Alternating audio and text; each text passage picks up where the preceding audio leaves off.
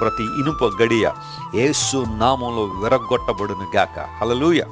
ఒకవేళ ఇంతకాలం నువ్వు దేనికోసం అయితే ప్రార్థన చేస్తున్నావు, ఏ అభివృద్ధి కోసం, ఏ ప్రమోషన్ కోసం అయితే నువ్వు ప్రార్థన చేస్తున్నావు, ఏ ఆశ్చర్యకారం నీ జీవితంలో జరగాలని కోరుతున్నావు, యేసు ప్రభువు రావడం ద్వారా నీ ఆటంకాలు, అవరోధాలని తొలగి నీ ప్రయాణం మరింత ముందుకు సాగిపోయినట్లుగా దేవుడు తన కృపను నీ పట్ల ఆయన వెల్లడి చేస్తున్నాడు.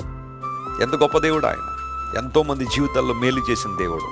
ఒకవేళ నీ జీవితంలో ఇనుప గడియలు నీ అభివృద్ధిని ఆటంకంగా నిలుస్తున్నాయా?